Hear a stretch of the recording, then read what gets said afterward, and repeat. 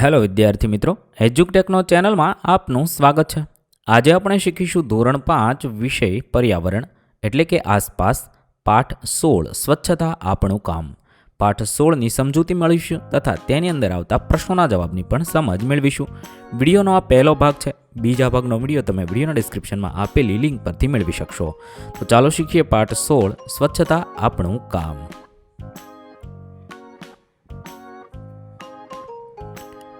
અહીંયા શું તમે તમારી આસપાસ આવા દ્રશ્ય જોયા છે? અહીંયા તમે જોઈ શકો છો સફાઈ કામદારો સફાઈ કરી રહ્યા હોય એવા ચિત્ર જોવા મળે છે। એમ કે છે તમે તમારી આસપાસ આવા દ્રશ્ય જોયા છે? તો લખી શકાય હા, મેં મારી આસપાસ આવા દ્રશ્ય જોયા છે। તમે ક્યારેય સફાઈ કરનાર લોકો વિશે વિચાર કર્યો છે? તો લખી શકાય હા, મેં સફાઈ કરનાર લોકો વિશે ઘણીવાર વિચાર કર્યો છે।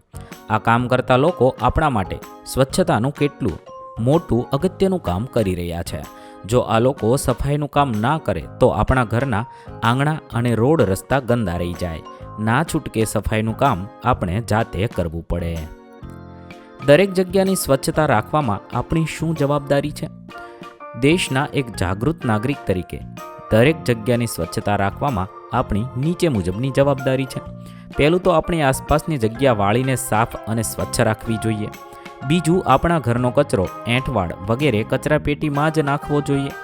ત્રીજું, જાહેર સ્થળોમાં ગંદકી કરવી જોઈએ નહીં। ચોથું, ઘર, સોસાયટી, મહોલ્લો કે શેરીના નાકે કચરાના ઢગલા ન કરવા જોઈએ। કચરાને ત્યાં મૂકેલી જાહેર કચરા પેટીમાં જ નાખવો જોઈએ। 5, ઘરના શૌચાલય અને જાહેર શૌચાલયનો ઉપયોગ કર્યા બાદ તેમાં પાણી રેડવું જોઈએ। તેને ગંદા રાખવા ન જોઈએ। સફાઈ કામદારો સફાઈનું કામ ન કરતા હોત તો? વિચારો, સફાઈ કામદારો સફાઈનું કામ ન કરતા હોત તો આપણા ઘરના આંગણા અને રોડ રસ્તા પર કચરો પડેલો રહે। પરિણામે ગંદકી ફેલાય અને રોગો થવાનો સંભવ રહે। આપણે ઘરની આસપાસનો કચરો જાતે વાળીને એકઠો કરવો પડે અને કચરાપેટીમાં નાખવો પડે। કચરાપેટીમાંનો કચરો ક્યાં નાખવો તે પ્રશ્ન ઊભો રહે। જાહેર માર્ગો અને બગીચા, બસ સ્ટેશન, રેલવે સ્ટેશન જેવા જાહેર સ્થળોની સફાઈ થઈ શકે નહીં। આમ જ્યાં જુઓ ત્યાં કચરાના ઢગ અને ગંદકી જોવા મળે।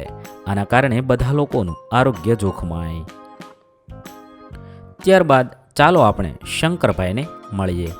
તેઓ ગામની સફાઈની કામગીરી કરે છે। તેમની સાથે પ્રશ્નોત્તરી કરીએ। તેઓ શું જવાબ આપે છે તે જાણીએ। અહીંયા છે શંકરભાઈને પ્રશ્નોત્તરી કરી છે। પ્રશ્ન છે, તમે સફાઈનું કામ ક્યારથી કરો છો? ત્યારે જવાબમાં કહે છે, લગભગ 30 વર્ષથી, જ્યારથી મારા પિતાજી અવસાન પામ્યા ત્યારથી હું ગામની સફાઈનું કામ કરું છું। બીજો પ્રશ્ન છે, તમે આ કામ શા માટે કરો છો? તો જવાબમાં કીધું છે, આ અમારો વ્યવસાય છે અને રોજગારી માટે આ કરવું પડે છે। પ્રશ્ન છે, તમારે કેટલા સંતાન છે? તો 2 દીકરા અને 1 દીકરી છે। પ્રશ્ન છે, શું તેઓ પણ સફાઈ કામ કરે છે? ના, તેઓ સફાઈ કામ કરવા તૈયાર નથી। તો તેઓ શું કરે છે? એક દીકરો ભણીને શિક્ષકની નોકરી કરે છે અને બીજો દીકરો ભણી રહ્યો છે। પ્રશ્ન છે, તમે આ કામ કરવાનું ગમે છે? ત્યારે જવાબમાં લખ્યું, ગમતું નથી, ગંદકી કોને ગમે?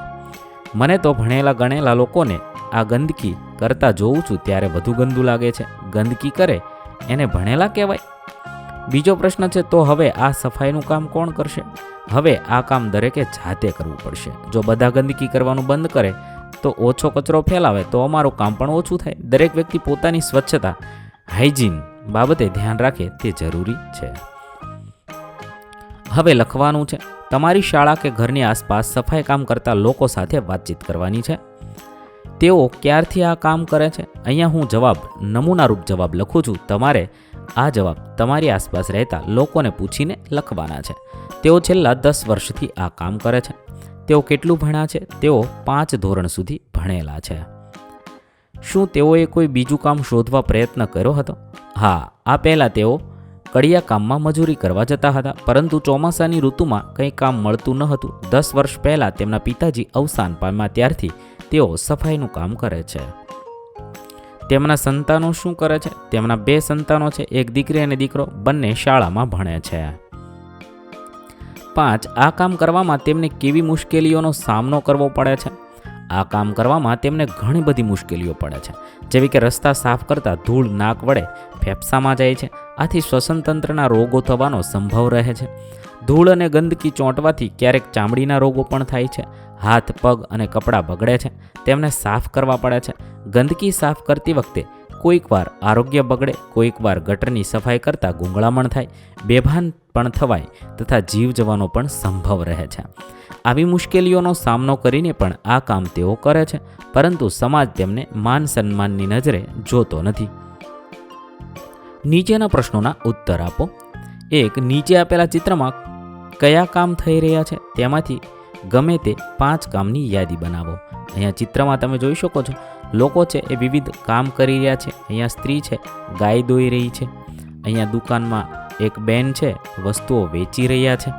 અહીંયા એક સ્ત્રી કામ કરી રહી છે. જુદા જુદા ઘણા બધા લોકો કામ કરે છે. અહીંયા એક સ્ત્રી સફાઈ કરે છે.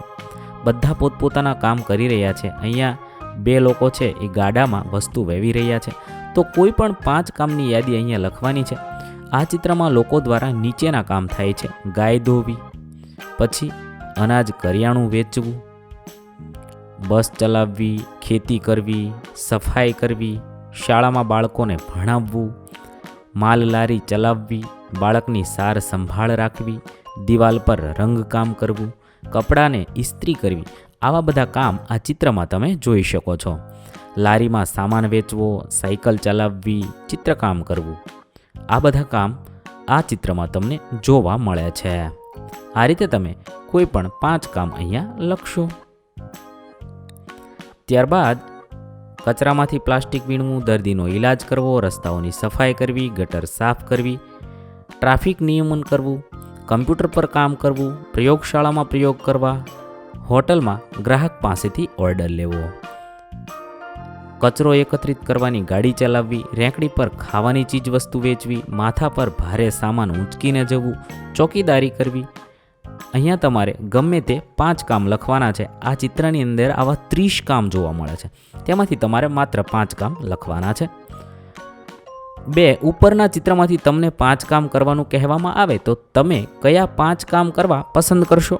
શા માટે? ઉપરના ચિત્રમાંથી મને 5 કામ કરવાનું કહેવામાં આવે તો હું નીચે મુજબના કામ પસંદ કરીશ: ગાય દોવી, શાળામાં બાળકોને ભણાવવું, સાયકલ ચલાવવી, કપડાની ઇસ્ત્રી કરવી, સફાઈ કરવી. તમે આના સિવાયના બીજા તમને જે ગમતા હોય તે કામ અહીંયા પસંદ કરીને લખશો. ત્યારબાદ પહેલું છે ગાય દોવી.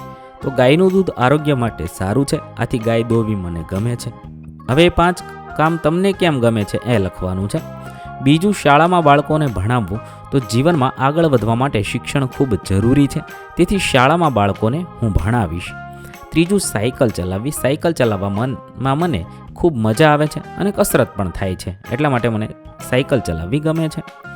4, કપડાને ઇસ્ત્રી કરવી. ઇસ્ત્રી કરેલા કપડાં પહેરવા મને ગમે છે. સફાઈ કરવી. સફાઈ કરવાથી ઘર સ્વચ્છ રહે છે. સ્વચ્છતા એ આરોગ્યની ચાવી છે, આથી સફાઈ કરવી મને ગમે છે. આવી રીતે તમને જે કામ ગમતા હોય અને શા માટે ગમે છે તે અહીંયા લખવાનું છે. ત્યારબાદ ઉપરના ચિત્રમાં દર્શાવેલા તમામ કામ કઈ રીતે ઉપયોગી છે? તો ઉપરના ચિત્રમાં દર્શાવેલા કામ અને તેની ઉપયોગિતા: ગાય દોવી તો દૂધ પ્રાપ્ત થાય છે, જે ખાવામાં તથા દૂધના જુદા જુદા ઉત્પાદનો, માખણ, ઘી, દહીં, પનીર, ચીઝ મેળવવામાં ઉપયોગમાં લેવાય છે. બીજું, અનાજ કરિયાણું વેચવું. તો ગામ લોકોને ભોજન માટેની સામગ્રી મળી રહે છે. ત્રીજું, બસ ચલાવવી. તો એક સ્થળેથી બીજા સ્થળે ઝડપથી જવા માટે.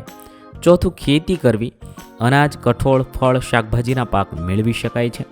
સફાઈ કરવી. તો મકાન કે જગ્યાને સ્વચ્છ કરવા માટે. શાળામાં બાળકોને ભણાવવું. તો બાળકોને શિક્ષણ આપવા માટે. આ બધા કામ શા માટે કરવામાં આવે છે તે અહીંયા લખવાનું છે.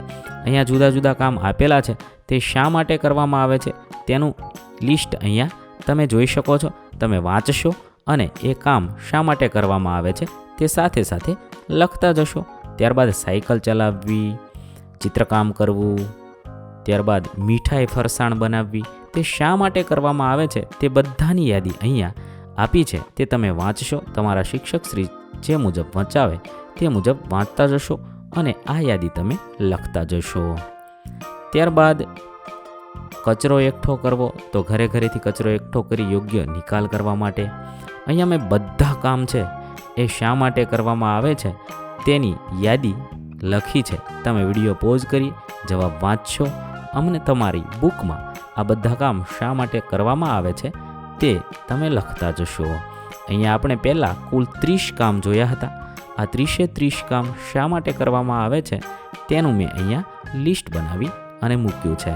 તમે આ રીતે જવાબ લખી શકો છો. તમારી જાતે તમે વિચારીને પણ અન્ય જવાબ લખી શકો છો. ત્યારબાદ ચર્ચા કરવાની છે. લોકોને કેવા પ્રકારની નોકરી કે કામ કરવું ગમે છે? કેમ? લોકોને સરકારી ઓફિસોમાં નોકરી કે કામ કરવાનું ગમે છે કારણ કે તેમાં નોકરીની સલામતી હોય છે, મહેનતનું કામ કરવું પડતું નથી અને ટેબલ ખુરશી પર બેસી આરામથી કામ કરી શકાય છે. ઓફિસમાં કામ કરવાથી લોકો આપણને માનની નજરથી જુએ છે, એટલા માટે ગમે છે. હવે અનુમાન કરવાનું છે. પહેલું, જો કોઈ સફાઈ કામ ન કરે તો શું થાય? જો તમારી શાળા અથવા ઘરની બહાર પડેલો કચરો 1 અઠવાડિયા સુધી કોઈ સાફ ન કરે તો શું થાય?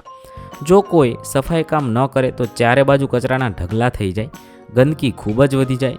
શાળા અથવા ઘરની બહાર પડેલો કચરો 1 અઠવાડિયા સુધી સાફ ન થાય તો તે કચરામાંથી દુર્ગંધ આવવા લાગે. કચરાના ઢગલામાં ભીનો અને સૂકો કચરો હોવાથી તે સડી જાય અને લોકો રોગનો ભોગ બને. રોગચાળો ફાટી નીકળે.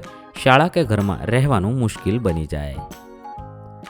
બીજું છે, કચરો સાફ કરવા માટેના યંત્રો કે કોઈ અન્ય ઉપાય વિશે વિચારો જેથી લોકોને અણગમતા કામ કરવા ન પડે. તમે જે વિચારવું હોય તેનું ચિત્ર દોરવાનું છે. કચરો સાફ કરવા માટે યાંત્રિક રોબોટ એટલે કે યંત્ર માનવનો ઉપયોગ કરી શકાય. ભીના અને સૂકા કચરા માટે અલગ અલગ કચરાપેટી રાખી શકાય અને કચરાનું રિસાયકલિંગ કરી તેમાંથી ખાતર બનાવી શકાય. તેનું ચિત્ર દોરવાનું છે. મેં અહીંયા રોબોટ, ઓટોમેટિક જે કચરો સાફ કરે તેવો ભીનો અને સૂકો કચરો તથા કચરાની વાન મૂકી છે. તમે કોઈ પણ ચિત્ર દોરી શકો છો. અહીં આપણે વિડીયોનો પહેલો ભાગ પૂર્ણ કરીએ છીએ. વિદ્યાર્થી મિત્રો, બીજા ભાગનો વિડીયો તમે વિડીયોના ડિસ્ક્રિપ્શનમાં આપેલી લિંક પરથી મેળવી શકશો અથવા જો તમારે તેની પીડીએફની જરૂર હોય તો તે તમે આપણી એપ્લિકેશન પરથી મેળવી શકો છો. એપ્લિકેશનની લિંક પણ વિડીયોના ડિસ્ક્રિપ્શનમાં આપેલી છે. વિદ્યાર્થી મિત્રો, આપેલા વિડીયોની જો તમારે પીડીએફની જરૂર હોય તો તમે આપણી એપ્લિકેશન સ્માર્ટ સાથી પરથી મેળવી શકશો. વિદ્યાર્થી મિત્રો, આપણી એપ્લિકેશન સ્માર્ટ સાથી પ્લે સ્ટોરમાં આવી ગઈ છે, જેની અંદર તમે બધા વિભાગ જોઈ શકો છો. તેની અંદર વિવિધ ધોરણ છે. ધોરણ ઉપર ક્લિક કરતા વિવિધ વિષય ખુલશે. વિષય ઉપર ક્લિક કરતા તેની અંદર આવતા પાઠ ખુલશે. તેની અંદરથી તમે પાઠ્યપુસ્તક પણ ડાઉનલોડ કરી શકો છો. તેની અંદર આપેલા પાઠમાં ક્લિક કરતા તમે પાઠની પીડીએફ, સ્વાધ્યાયની પીડીએફ, સ્વાધ્યાયન પોથીની પીડીએફ, પાઠના વિવિધ વિડીયોઝ, સ્વાધ્યાયના વિડીયોઝ, સ્વાધ્યાયન પોથીના વિડીયોઝ બધું જોઈ શકો છો અને ડાઉનલોડ પણ માત્ર એક ક્લિકમાં કરી શકો છો. વિદ્યાર્થી મિત્રો, આપણી એપને સપોર્ટ કરજો, ડાઉનલોડ કરજો.